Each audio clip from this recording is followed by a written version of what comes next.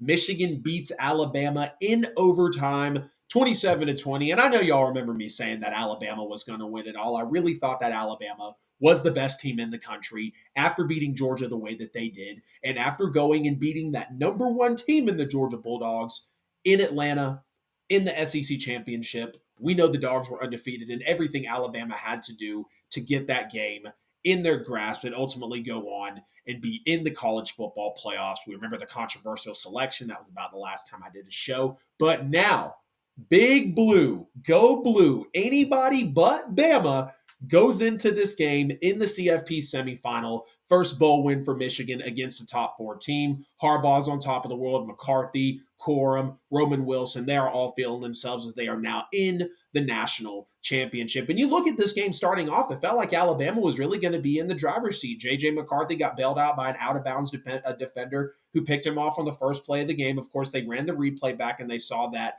the defender was out of bounds, so they did get bailed out there. It felt like it was going to be Alabama's game possibly from that point because the Michigan Wolverines only had 2 yards of offense on their first actual possession of the game. But you saw quickly within that first possession as well, Jalen Milroe under duress all game. And Michigan won in the trenches the entire time, and it absolutely showed. And that's why Michigan was able to win this football game. Y'all have heard me talk about it. If you can win that boring, standard, grinded out, gritty type of football in the trenches, getting after the quarterback and protecting yours, which is exactly what happened in this one for Michigan. It was no surprise that they were able to win the football game, and ultimately that it had to go to overtime, tied at 20 for them to be able to do so. 2 major sacks on Jalen Milroe as they get into the game. Then Bama, you see they were gifted a touchdown after the special teams muff from Michigan. So you see Michigan being very solid on the defensive side of the ball, but they come into this game and you realize that the special teams is still something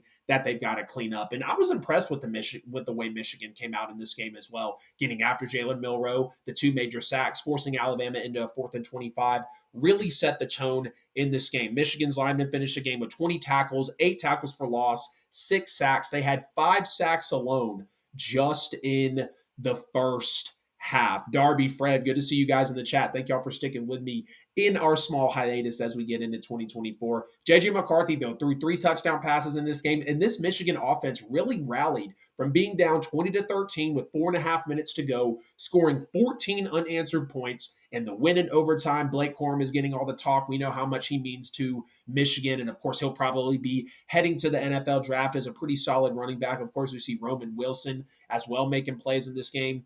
Michigan's first bowl win over a top 4 team in the final year of the 4-team college football playoff system that we've seen for a decade now. And shout out to Michigan's offense really staying together despite getting just 44 yards in its first 4 drives of the second half before being able to rally with 4.5 minutes to go, scoring those 14 unanswered points like I just mentioned. And to know, again, that Michigan, after throwing what was almost a pick on the first play of the game, 2 yards on its first offensive possession. I mean, Alabama fans and even me, I was watching. I'm like, wow, okay, here he goes. I said coming into the game, Alabama was going to run away with this game. They were going to wipe the floor with Michigan. And clearly, I was dead wrong. Alabama didn't come to play in the trenches. Michigan was way tougher than Alabama could have ever thought about being in this game. And that's why they were able to grind out a true signature, physical, punch you in the mouth, Harbaugh win.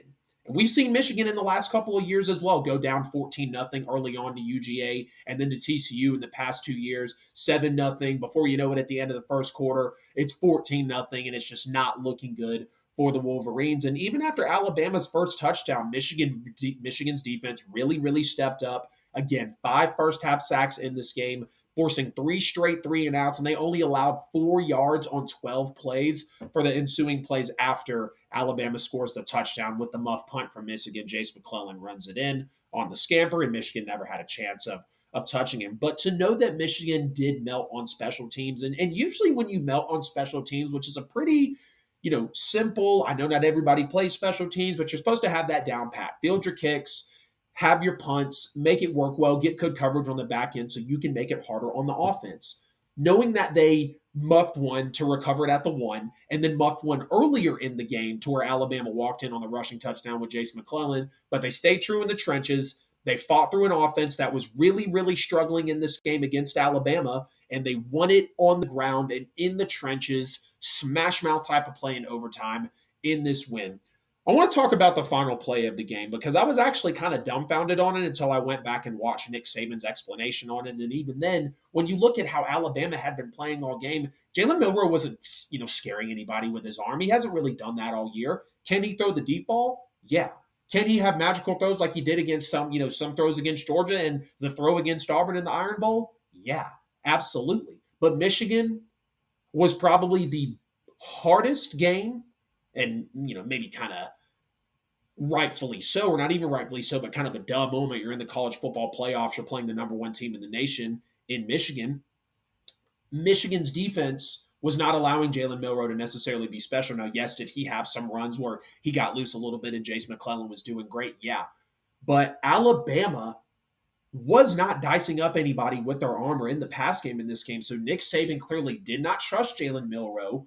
They don't have elite receiving talent this year like they have in years past with all the receivers we know that have gone to the NFL. And Milroe and McClellan really feel like the focal points and the big time players in this offense, especially in this game. It was an RPO. It collapsed on the outside really due to bad execution. So Milroe had no choice but to run it up the middle. If he would have scampered to the outside, he probably would have got caught as well. You see both of the edge defenders. I think it was a linebacker coming around the bottom side of the screen, which would have been Milroe's left, and then also the linebacker on Milroe's right. They both collapsed the pocket. Jalen Milroe wasn't going to go anywhere. I still don't necessarily agree with the call on this, but what was Nick Saban to do? If you're asking me, I'm trying to line up Chase McClellan maybe on a screen or some sort of wheel route, and I'm not saying that was successful for Alabama all game, but it's a horrible look when not even people are complaining about you being in the CFP, but when you lose in overtime on a QB draw. There was no window dressing, there was no play action, that was just QB draw, straight up the middle. Again, it wasn't RPO. I don't like the call. Some people are defending the call for Nick Saban. Either way, Michigan was all over it. They downed them in overtime, 27-20. JJ McCarthy played a great game. John Harbaugh clearly outcoached Nick Saban in this game. I was looking at the TV when it was 20-13 with about 4.5 minutes to go, and I said, you know what Alabama does? What they always need to do. Alabama gets these 20-13, 20-19, 20-16 when it comes down to it. Look at how they Georgia. Alabama had not had a convincing or a great team all year. Yes, it was convincing over Georgia, but the points, it wasn't a beatdown, it wasn't a slaughtering, it was a back and forth. It felt like Michigan controlled this for a good bit of the first half, maybe first, third of the game. Alabama comes back, has a couple of scores, and then Michigan just locks it down on the back end. Alabama didn't adjust well. And even though it felt like they were up and they were going to walk away with this game when it was 20-13, because it felt like that to me, Michigan stood them up, forced some forced some turnovers on downs, got them into punting situations, and they were able to escape. JJ McCarthy, by default, raises his NFL stock, and Michigan beats Alabama to go on to the national championship. Darby, Fred, what's up? Fred said Georgia would have beat any of the four teams in the playoffs. You're probably right, Fred, because Georgia could have faced off against Alabama again, and it's always hard to beat a good team twice, so I won't knock you there. I think Georgia would have had their money, run for their money with Texas. I think Georgia would have had a run for their money against Washington. I think Georgia would have had their run for their money against Michigan, knowing how all of those teams played. We're going to talk about Texas and Washington next. Of course, Texas was filled with some penalties. They didn't look super great. They kind of got off to a slow start. Gio, what's up, bro? Good to see you, man. I know you've been bouncing around everywhere. Hope your family was good for the holidays. They should have the national champion play Georgia at the end because why not? Yeah, why not? Absolutely. Just bring them on to Georgia. We'll go ahead and play them. If we smack them out of the park, then we can just have our three-peat and we'll call it a day. But Fred, I might have to hold you on that one. I don't know if Georgia would have beat any of the four teams in the playoffs. Of course, it's possible, but I'm not going to say it was far and away because I said Alabama was going to drag the floor with Michigan, and that didn't happen.